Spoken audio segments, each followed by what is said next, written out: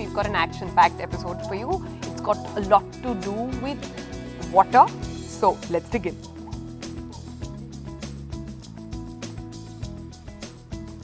Drowning in the dilemma, should we RO or not RO? Are water purifiers safe? Which one should you use? What exactly should be the correct TDS level in your house? All those questions answered on the program. Network 18 is back with its flagship initiative Mission Pani, our goal, a cleaner and healthier India. On this edition, we get you a powerful blend of talent and social consciousness. We have Ricky Cage, Anjana Padmanabhan, and we have others who will be joining us with a mesmerizing Acappella anthem. Take a look.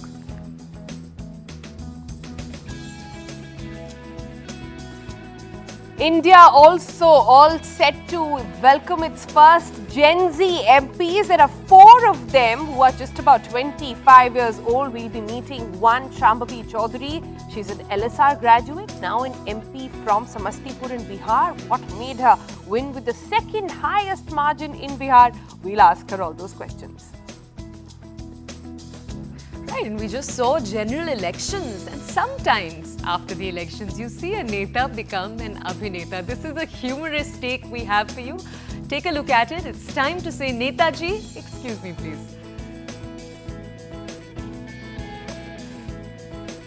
So today we're going to be diving into a topic that's as essential as your morning cup of chai.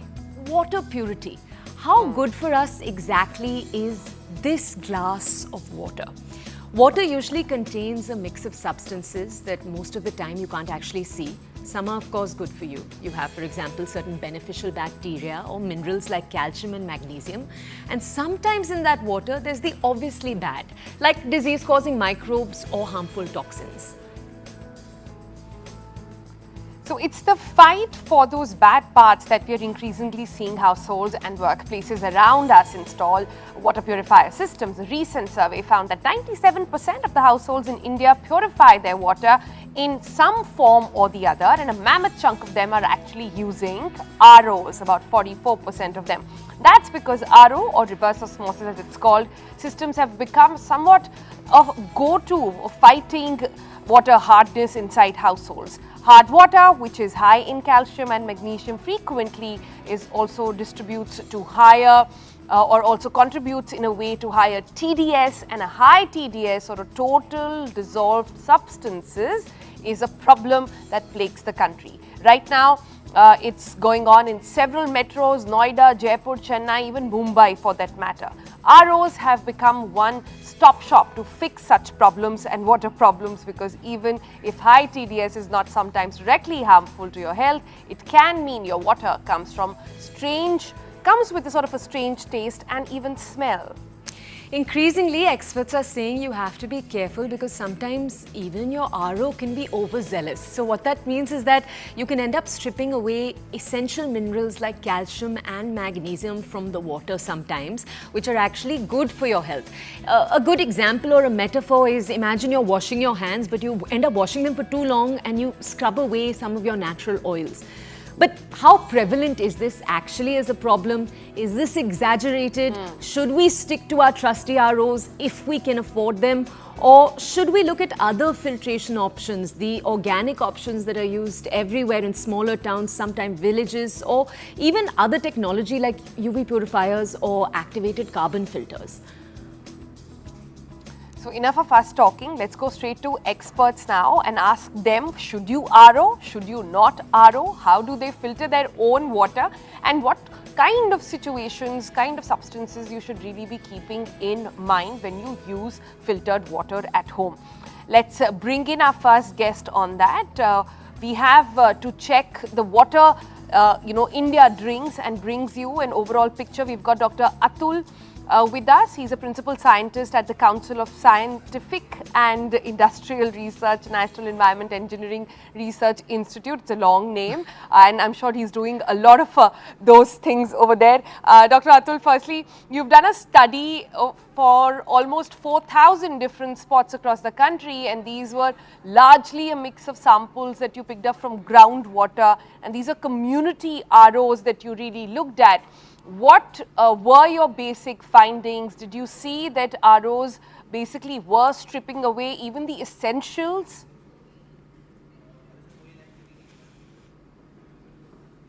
Yes, our observation is also same. The people set the TDS level of say around 50, and it reduced down the mineral concentration.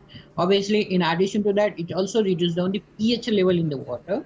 If it is not remineralized, then it reduced down the pH level. Sometimes it is below 6.0. But as per drinking water standard, the pH of drinking water is supposed to be 6.5 to 8.5.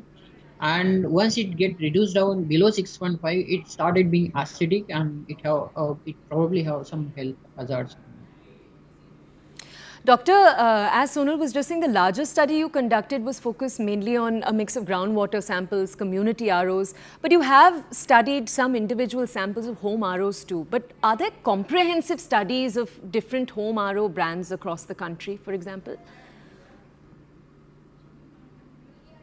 I am not aware about this study, and why someone will study all the things.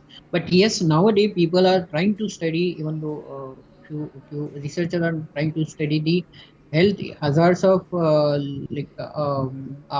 treated water in the long term basis. So few studies are going on. But I don't think, and it's a time-taking process, because studying health hazards is quite a time-taking process. So it will take some time. Sure. Okay. So, Dr. Atul, tell us, what were your biggest takeaways then from the study that you did conduct? These are in community ROs, we understand.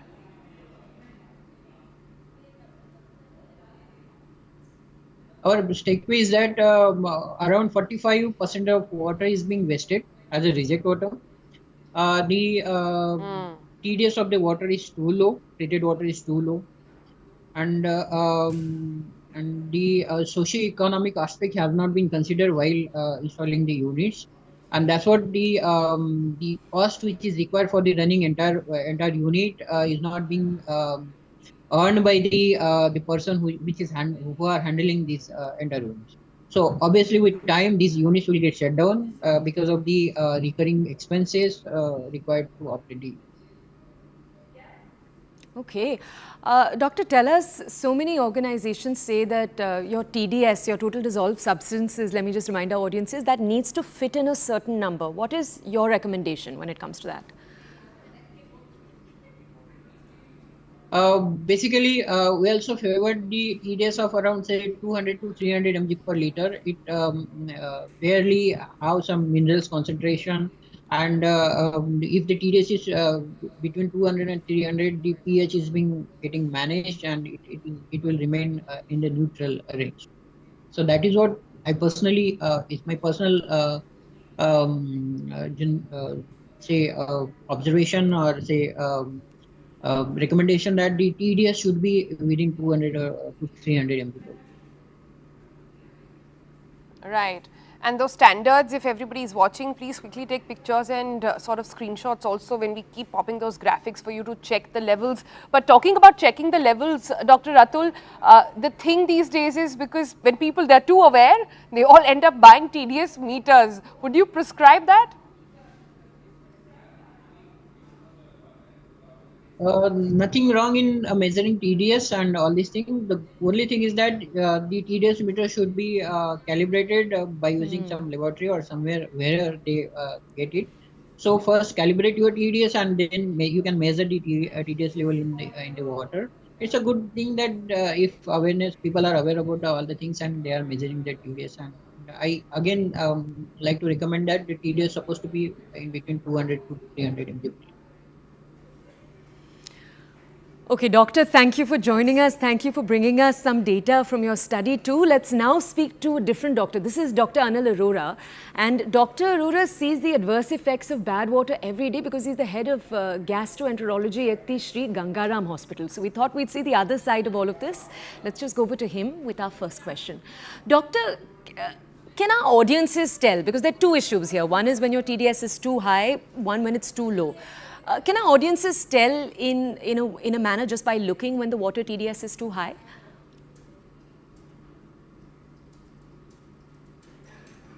Yeah, there are very simple, subtle signs. If you are observant, if you are an astute person who can easily look at what is happening around, whenever there is a dry scum on your utensils or the glassware, so this is the time, even after washing, this dry scum does not disappear. Whenever there is a scaling of the pipes or the faucets which are present on the surface of your sanitary material, and whenever your skin is dry and itching after taking the bath, these are the subtle ways by which you can realize that the water which is coming in contact with you or water with which you have taken a bath possibly was harder than what is recommended for day-to-day use.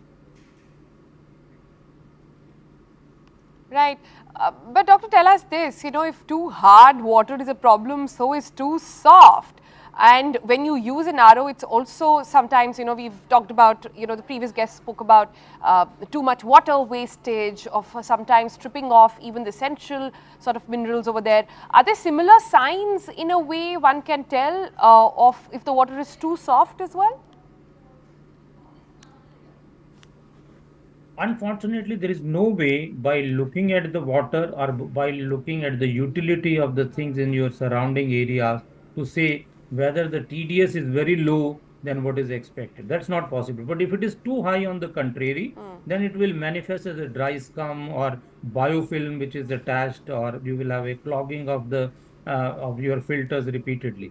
But if it is too low, that means it is an extra clean water that your eyes cannot judge between a normal and an extra clean water. Unfortunately, the reverse osmosis technique is so strong that it will suck out all the even useful minerals from your water. But by naked eye examination, you cannot make out the difference between too soft a water as you had put in versus the normal water which should be allowed to be used for drinking. And doctor, this kind of water, so water that might be stripped away of its essential minerals, are there long-term studies at all that show what the manifestations, the health manifestations of that kind of water can be on our bodies? In fact, the answer to that will lie in a scientific study which is done on prospective basis. That means you take a 1 lakh population which takes an extra soft water, that means water which is totally devoid of the dissolved substances, and the water which is potable, that which has a limited TDS which is available to it. If you follow them up over a period of 5 to 10 years, that prospective study can tell you. But unfortunately, there is none for me to quote to give you an answer in yes or no. But there is a good retrospective data, especially from the Scandinavian countries, in which the epidemiologists have realized that after the induction of the RO, 5 years down the lane in a particular community, they have observed higher incidence of the bone abnormalities, including repeated falls and repeated and higher incidence of the fractures, thereby concluding indirectly that maybe if the water content too low substance TDS or calcium and minerals, then you're more likely to have weaker brittle bones. But that is the indirect. I see, but doctor, then the only way perhaps is to understand if the levels are balanced in your house, correct? So how does one ensure that happens? How do we ensure that the water that we're actually doing or drinking is not too harsh or not, completely stripped off, not doing anything to the body? The biggest concern is the acquisition of the infection, hepatitis A, hepatitis E, typhoid, and other contaminants like dysentery and the bacterial protozoal infection. Boiling is the cheapest way of having a good water which will get rid of all infection. Boiling is something which will kill bacteria, viruses, fungi, and any damn thing, any living organism. It may give you alteration in taste. So what we do at home, after having filtered water, we boil it, and that boiled contents are stored in the refrigerator which we drink. So that is the surest way of getting away from infection. My concern is more of having infection from the governmental water supply rather than worrying about the TDS. Okay, so boiling, that's an interesting takeaway. Doctor, tell us, you did say you filter the water, then you boil it. So if it's not, too cheeky to ask, what kind of filter are you using at home? Are you using an RO, for example? We are using an ultraviolet filter, which is not as potent as RO. RO is a different technology. It's called reverse osmosis. There are three more things which are disadvantages in using RO. First of all, it uses a lot of electricity. We in developed countries have to take care of it. Secondly, it is a very slow process. And thirdly, after filtering the virus, a major chunk of the water which has been filtered goes waste, something which does not occur in ultraviolet filtration or something like AquaGuard. So they are better ways of preserving the water. That is the reason, even WHO says, look at the TDS. If TDS is more than 500, use RO. If it is between less than 200, you don't need anything. If it is between 200 to 300, you can use an ultraviolet filtration. That's interesting. So your choice is clearly out there in terms of whether to RO or not to RO. But for those, but also perhaps there is a bit of a technicality here, depends on the quality of water being supplied and thus matching it with the kind of equipment required. But tell us this, Doctor, long usage of RO, do you see impact of that? Any anecdotal reference that you have from patients who come to you? See, again, I'll come back to the question with which you had started with. What I have seen as observation over a period of time, I am in the medical profession practicing gastroenterology for almost 35 years. Now, if you have been having RO water, possibly you are not exposed to infection in the early childhood. I'll give you a classical example. Suppose my child gets selected in a medical entrance exam or in an IIT and goes to a hostel for study. See, he has been having a protective atmosphere at home. You have been having UV filter, you boil water, and you have never been let him be exposed to the routine contaminants of Indian soil.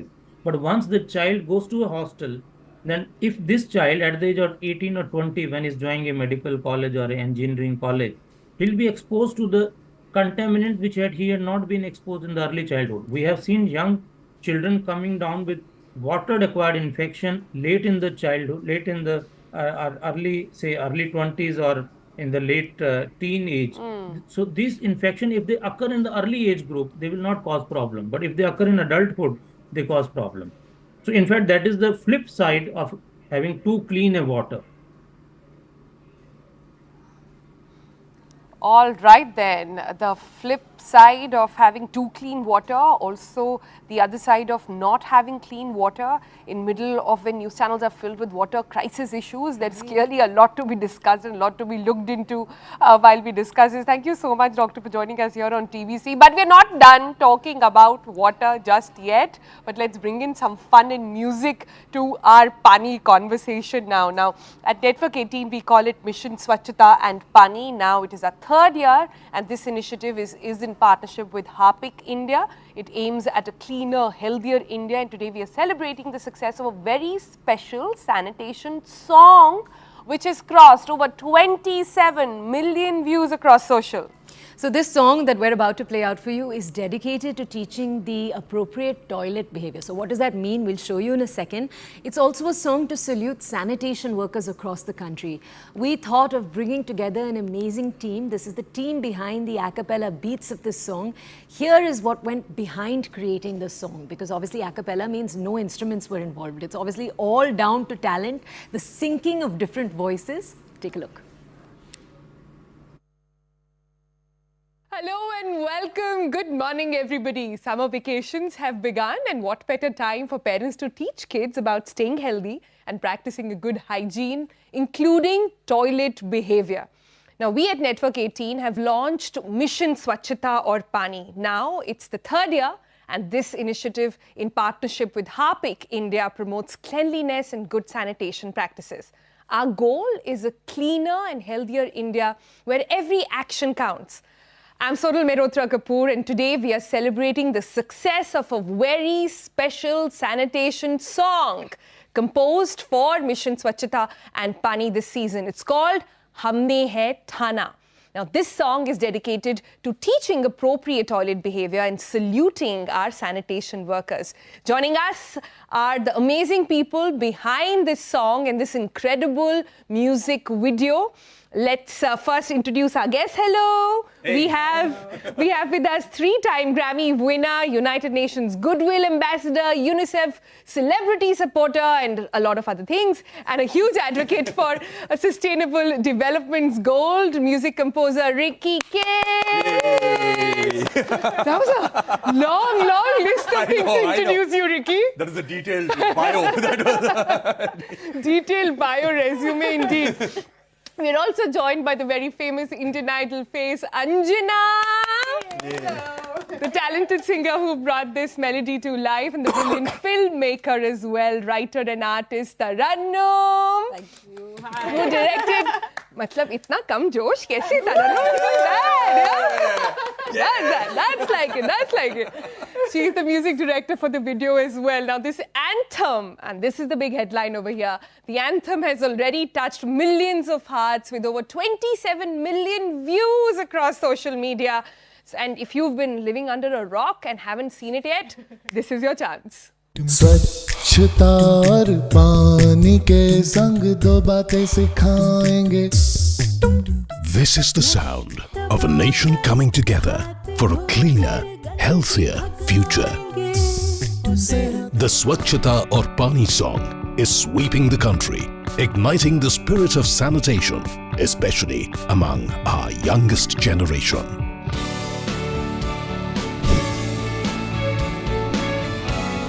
At Network 18, we have proudly launched Mission Swachhata Aur Pani, now in its 3rd year. This initiative, in partnership with Harpic India, is dedicated to promoting and building Swachh and Swasth Bharat.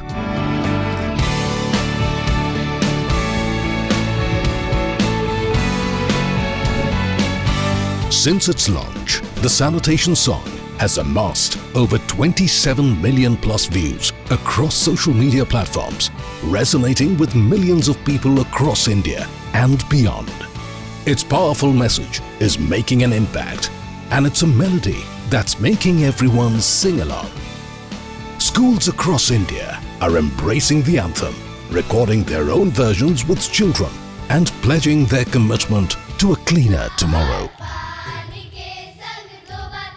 This Acappella style anthem has been composed by 3-time Grammy Award winner Ricky Cage and has been sung by Abby V, Anjana Padmanabhan and I.P. Singh. Mission Swachhata Aur Pani's anthem is a powerful call to action, uniting the nation in a shared commitment to cleanliness and health.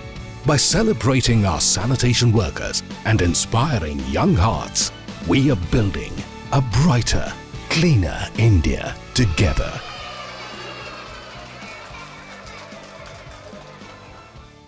All right there, beautiful anthem over there, and we can see many school children singing this anthem in schools, assemblies, sharing it on social media, and also enjoying the a cappella beats and a fun hook steps. Now, what is a cappella if you don't know? A cappella basically means that there are no music instruments used in this entire anthem.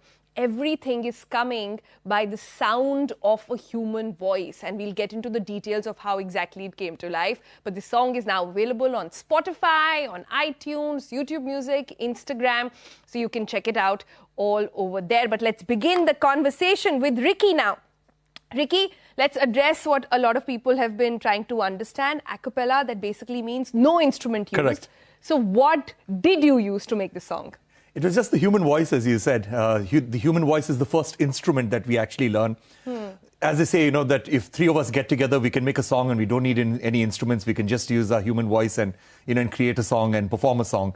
So the human voice is the most emotive instrument that we can possibly have. So that's the reason why we did an a cappella song. Nice. And you've used some different kinds of instruments as well. So there must have been, some drums? If not drums, you're replicating it with... Yeah, they were not real instruments, actually. So what we did was that we used, pieces of everyday objects that sanitation workers would use. Like, for example, broomsticks and pieces of cloth for cleaning and and lids of garbage cans, and and these kind of instruments we used, and and we created a little bit of a rhythm in the second half of the song. So the second half of the song, it may sound like that there are drums and there are some percussion instruments, but they all are everyday objects that we actually brought into the studio. So that is pretty funny, because on that particular recording date, I came into the studio with all of this stuff, and people thought that I'm just going to be cleaning up the studio. But then I said, no, these are our musical instruments for today, and that's what we're going to be using. I'm imagining this award-winning, really long biodata, Ricky, there with the broom going chuck, chuck, chuck like that. That's exactly how it was. Nice. It sounds like a great experience. And I must say that, building a song with Acappella is good, but an anthem, to get those beats, to feel like, it's making you wake up to something. It must have been a lot of work, apart from all the fun and play that you're talking about. So we'll talk about that as well.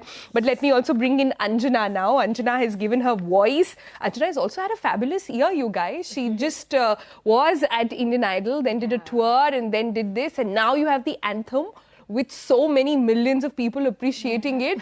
How difficult or different, let me ask you this, was this compared to any other sort of music playback? So I think mainly when it comes to anthems, or when it comes to this song in specific, the main key was emotion. The main key was actually keeping it as simple as possible so that people can understand what the message is. The message is priority. Composition, of course, but the main highlight is the feel and the emotion with the song. So when I heard it first itself, I was in Indian Idol, I was in the show, and when I was recording this, so when I heard it first, I understood that this has like a very important message, and that was mainly the brief and the feel. So that kind of makes it different from all the other stuff. In terms of Bollywood songs and stuff like that, but I think this one, because of the message that it had, it was so important to deliver with feel and with the right pronunciation of words, so that Hindi is very clear, people can understand. So yeah, that's I think the major difference that Anjana I felt. also won the Indian Idol Junior. Yeah. I discovered The first ever winner there. So she really is the voice that is bringing together kids and adults and all of that together. So it's a perfect choice, by the way. So Ricky, sort of congratulations on that. Let me also bring in Tarannum now.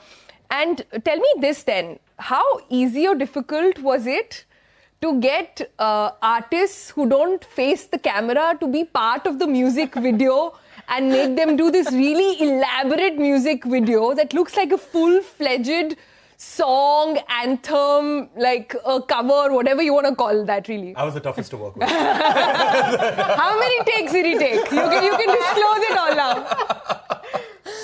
So I have to tell you this. First of all, it was so much fun. The moment I heard this song, I had the brief from Siddharth Saini from the news. Siddharth Saini is our producer. Please give a big round of applause to Siddharth Saini and the team for putting together Mission Swachhata in Pani year after year. Yeah. And he said, we have to show kids. We have to make the video interesting for kids. We have to show sanitation workers. And we have our celebrity singers. I said, fantastic. Let's throw in all the color we have. We actually, the art team, I had my favorite crew came on board. Everyone I wanted to work with was just magically available. And we started work, and we ran out of colors, okay, we have 3 greens and we have 2 blues. And we have, rainbow was not enough. We have all kinds of colors. And the costumes were also really colorful. The only person we didn't buy costumes was for Mr. Sustainability. We'll come to that in just a bit. We just got him a Please tie. hold on, because this is going to be a very interesting conversation. It'll go all the way to Grammys.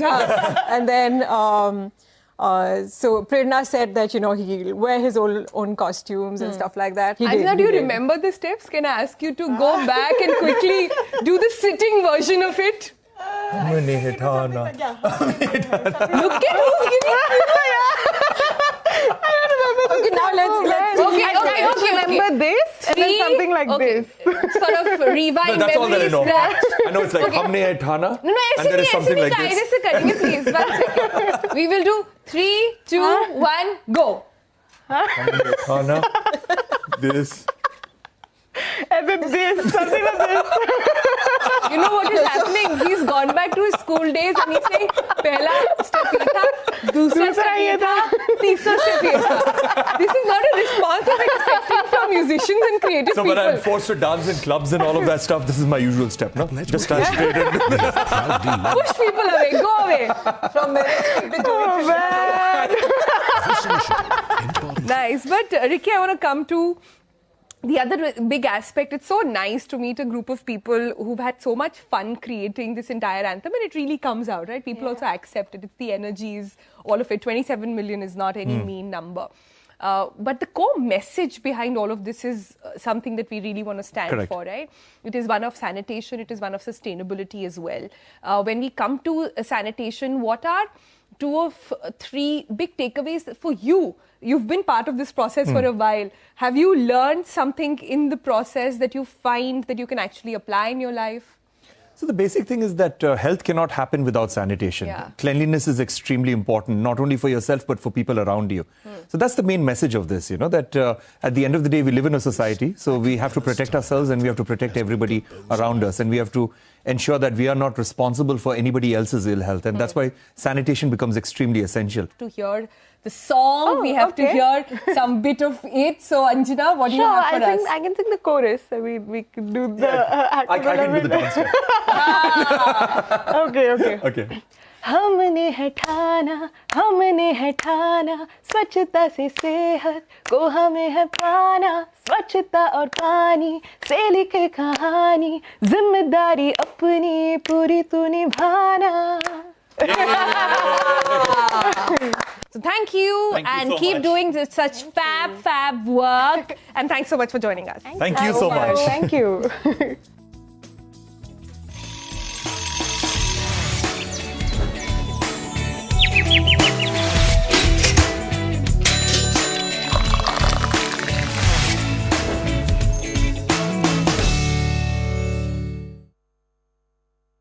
India's #1 English Raj have been given. Okay, the visuals we're looking at right now, as we told you a little while earlier, that we would be showing you at every second the updates coming in of different leaders taking charge across their different ministries. The visuals you're looking at right now of Hardeep Singh Puri. Hardeep Singh Puri taking charge, as you can see over here, of his ministry. These are going to be visuals we keep bringing you with, of course, added context. Over the next few minutes, we'll have reporters joining us. My colleague Aman joins us right now. Hardeep Singh Puri is returning as the Minister of Petroleum and Natural Gas. So, as you can see, he's taking charge of the ministry right now. Let's go over to our colleague Aman. Aman, let's just talk a little bit about Hardeep Singh Puri's work in this ministry for a second, please. This is a very, very important ministry in terms of the resources that this minister is looking over. Just tell us a little bit about what his stint as the minister in the last regime looked like. Tell us a little bit about the continuity plans too, please.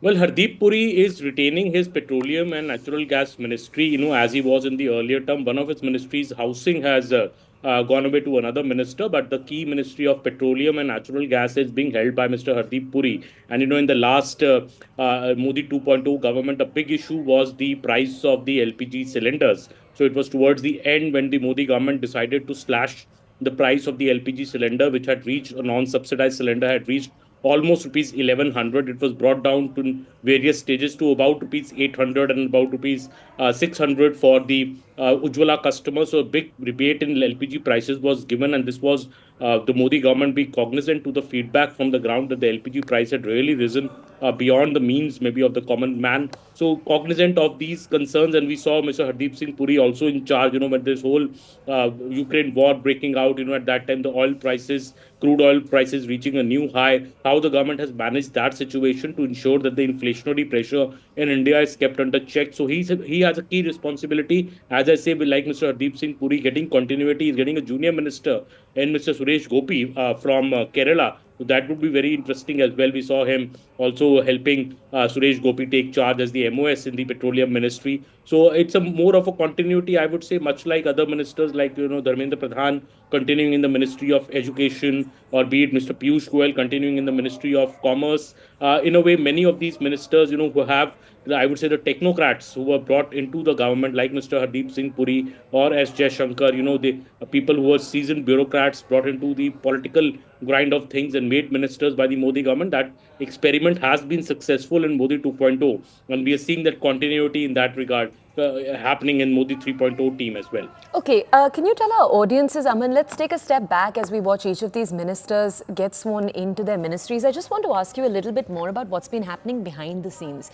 So this time the BJP with 240 was not able to cross the halfway mark, but they are in a very, very happy, confident coalition with 293 seats.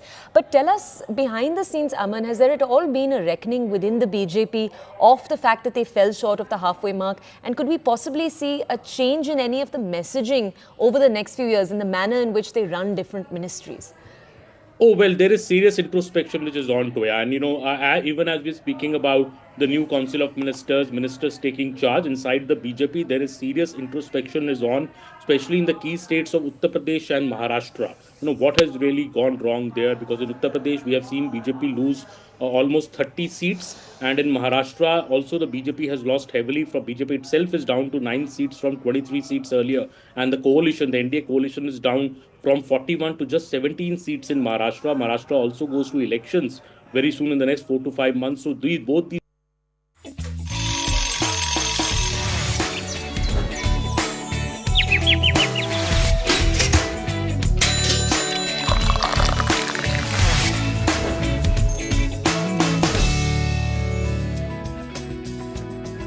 Welcome back. It's time on TBC where we take you through stories from India and across the globe. Let's start with Nepal, where the Nepal army has removed 11 tons of waste, 4 corpses and 1 skeleton from the Mount Everest and other peaks this year. Cleanup efforts at Everest have collected over 50 tons of waste and 200 bodies. The government plans to now enhance monitoring and waste management to preserve the mountain's environment and safety of climbers. This is an interesting did you know. Choosing bright and contrasting colors for your child's swimsuit will it'll significantly enhance how visible the swimsuits are, and thus your child is enhancing their safety in the water. We should opt for neon yellow, orange, pink or bright red hues. These are the colors that experts say stand out most in the water, making it easier for lifeguards and parents to spot quickly. Now, these colors are highly visible both underwater and even on the surface. It aids in preventing accidents and locating any missing children quickly. Apple has announced several AI-powered features coming to its Siri virtual assistant. This includes an updated design, improvements on how it speaks and understands spoken language commands, and an integration with OpenAI's ChatGPT model. Apple says Siri's updated design makes it more prominent across devices, also displaying a glowing multi-colored border on the screen when in use. And speaking of AI, Berlin residents are set to experience a futuristic form of adult entertainment as the first global AI-powered sex doll brothel is being inaugurated following a successful trial phase. It's called Cyber Brothel. The establishment launching the service offers clients the chance to book an hour with an intelligent machine that provides verbal and physical interaction. Singapore Airlines has offered a compensation to passengers of a flight hit by severe turbulence, resulting in 1 fatality and numerous injuries. Passengers with minor injuries will receive 10,000 USD, while those with serious injuries required long-term care will receive an advance payment of 25,000 USD. The airline aims to provide tailored compensation to meet individual circumstances. And a recent video showing water flowing from the Yuntai mountain waterfall through a pipe caused a social media storm in China. The park operators explained that they made it for enhancement during the dry season, so visitors would feel that their trip had been worthwhile. Now, the video has gotten over 70,000 likes. It sparked widespread discussions among netizens, leading the government officials to investigate this case. The humboldt penguin population has dramatically decreased in areas along the central coast of Chile, making them actually one of the most vulnerable in the 18 penguin species that are actually out there, putting them at the risk of extinction as well. Here's a report that you must be mindful of. Experts are warning a penguin population along Chile's central coast is on the path to extinction after a survey found a dramatic decrease in numbers. A survey of 2 islands in the area last year detected 842 Humboldt penguin breeding pairs or active nests. This year, they found just 1 breeding pair. Veterinarian Paulina Ars specializes in penguins.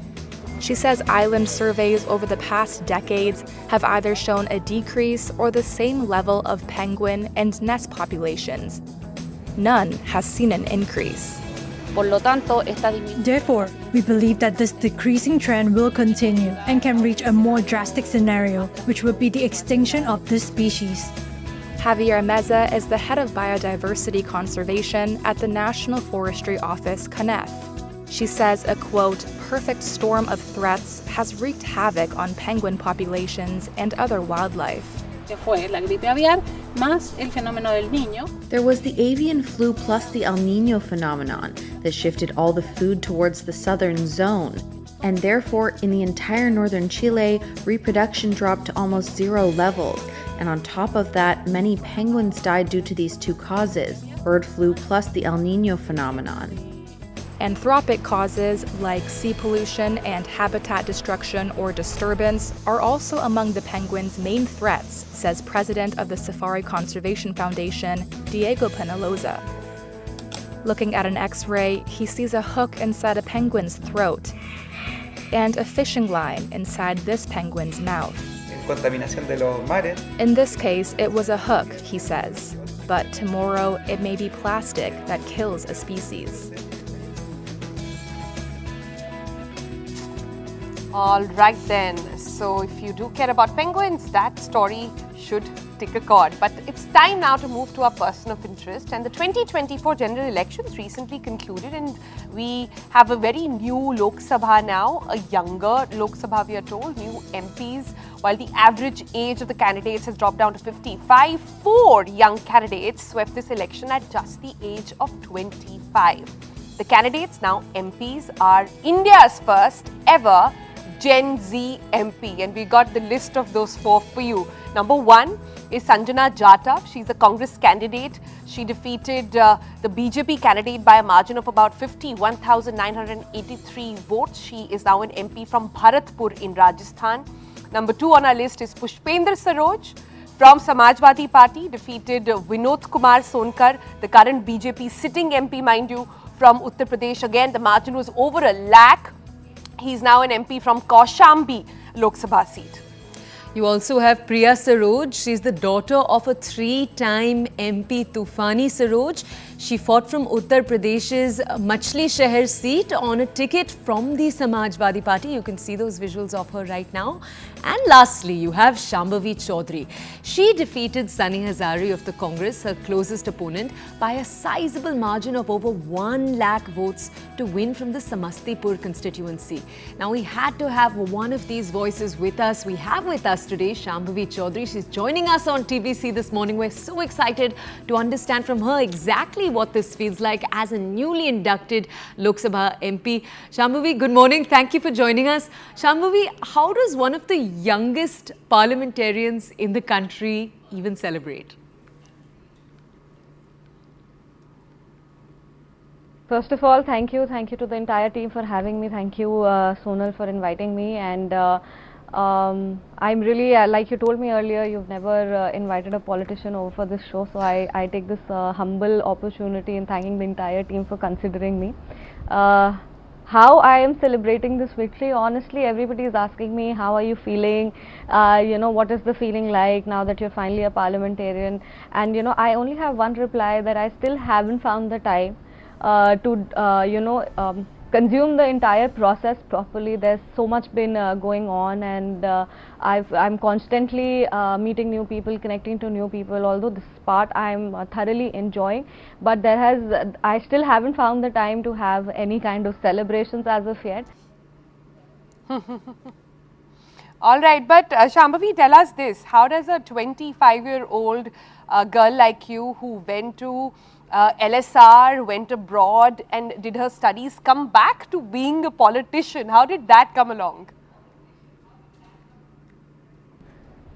So basically, I'm a third generation politician from my family. I've always, I grew up in that environment since childhood. I've seen my father and grandfather serve people, and it has had a very positive impact on my mind.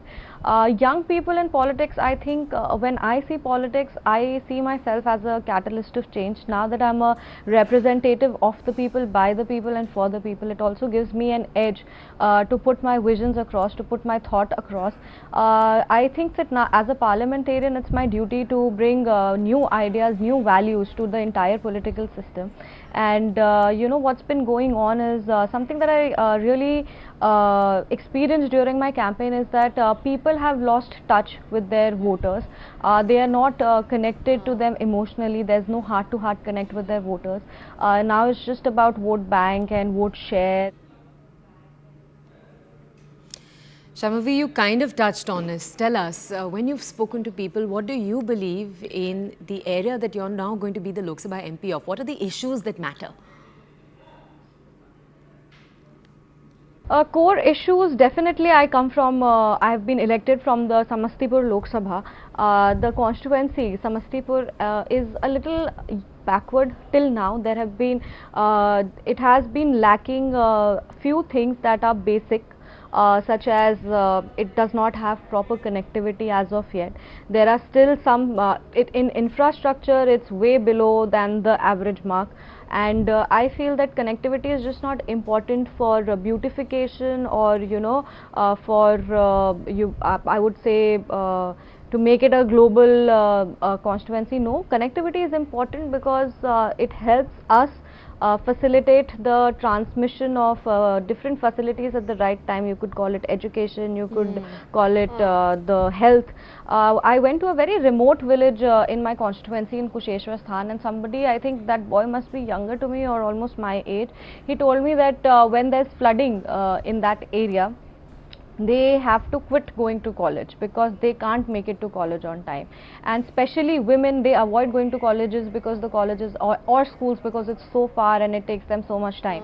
So that's the time I realized that connectivity is just not about beautification or municipal development, or I would say that a place looking better. It's also that the facilities that we are doing, basic facilities, should reach them on time.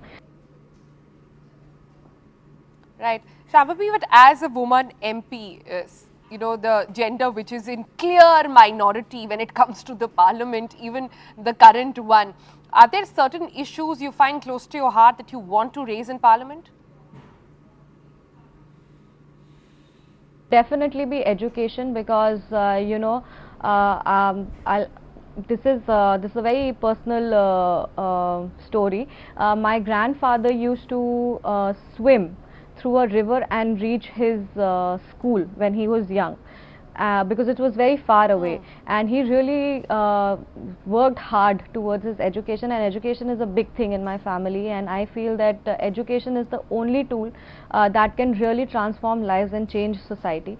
So definitely education is also on my list. I want to work, I want to bring good colleges, polytechnic colleges, I want to promote the education of women, I want to promote the education of children, and I want to promote higher education. A lot of girls drop out from colleges and they don't pursue higher education, they get married early, or they feel that it's not important. So I want to erase this social conditioning and promote more and more women to get themselves educated and create a safe environment for women who want to pursue higher education.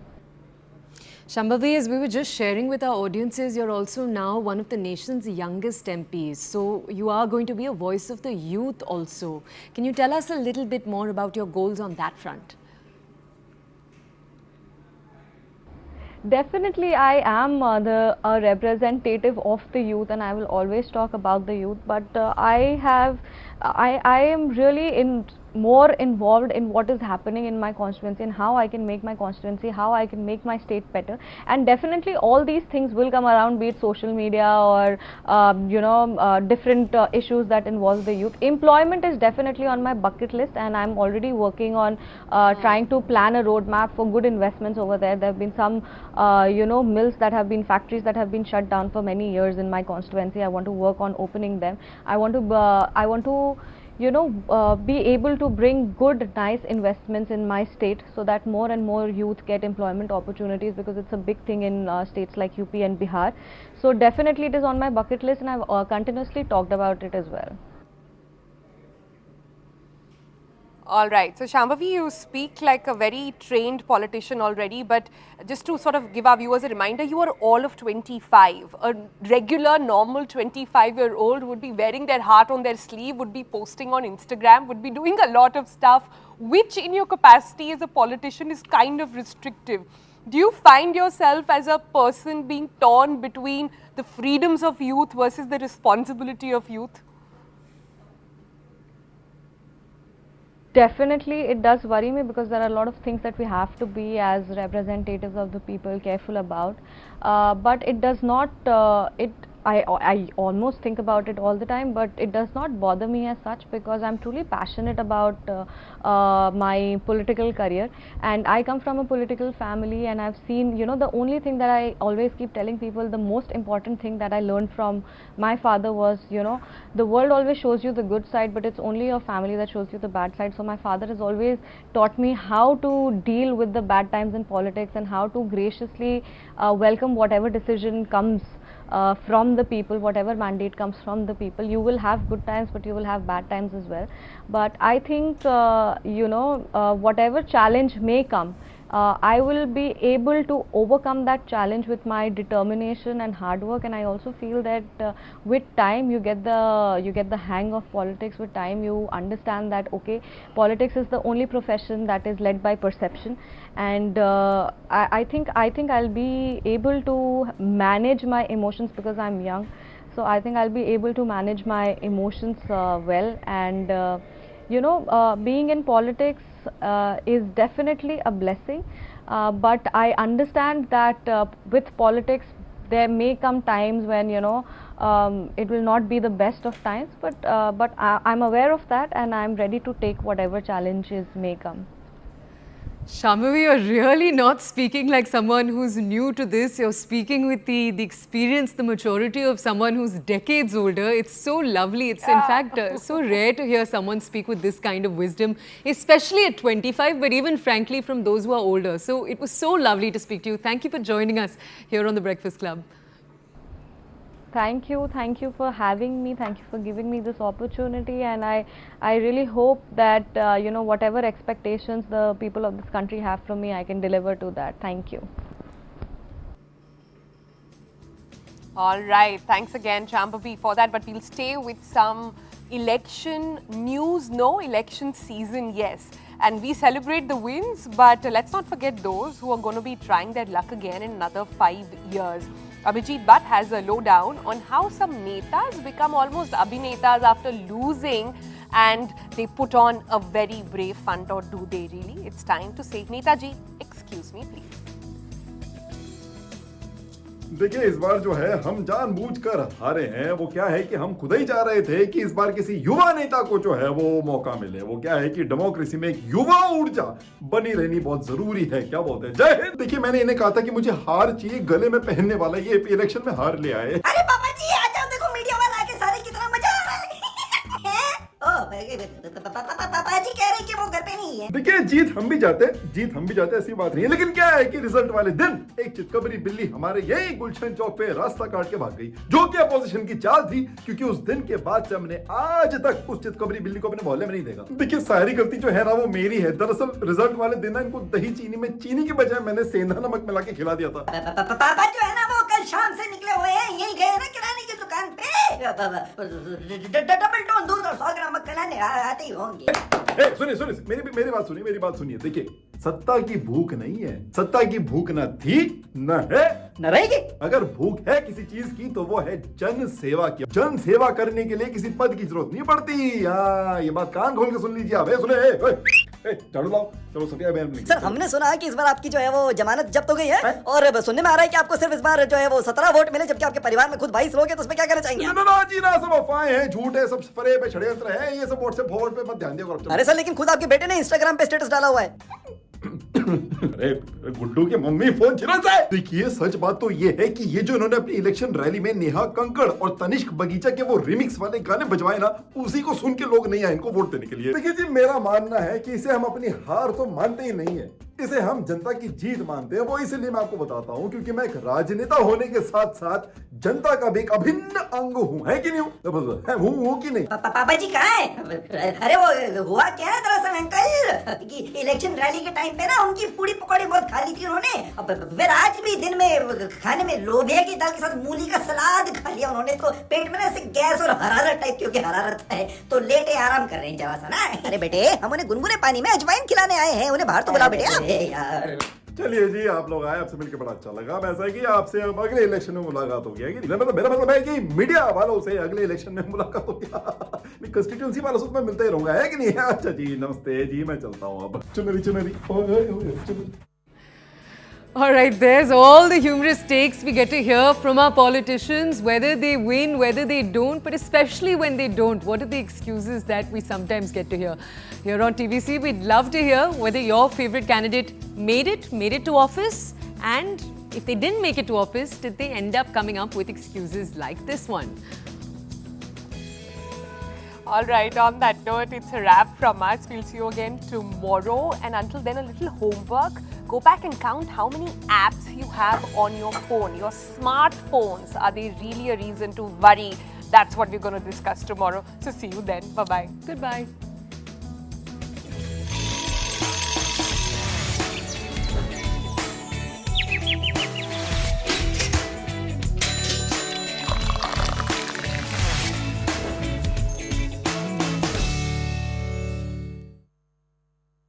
Brought to you by top concern level for the BJP. What really has gone wrong here? Has the caste dynamic worked against the BJP in UP, and have the Maharashtra, the allies, not been able to pull alongside the BJP with the sympathy maybe lying with Sharad Pawar and the Uddhav Thackeray factions of the NCP and the Shiv Sena respectively? So these are serious concerns, and now we'll also see Toya, a new BJP president being appointed, so especially after Mr. JP Nadda has now moved to the Union Council of Ministers as the health minister. So we have a new BJP president in the offing. Who that person will be amidst these challenges, and also who will be his new team. So there could be new state presidents of the BJP in, for example, in West Bengal, where the state in charge has become the Union Council has joined the Union Council of Ministers. There will be a new state in charge in Gujarat as well. We have a new chief minister coming up in Odisha of the BJP. So obviously a lot of changes in the BJP will be seen, and I think the key concern for the BJP and the top priority of the BJP is now the 3 to 4 state elections which are happening in the next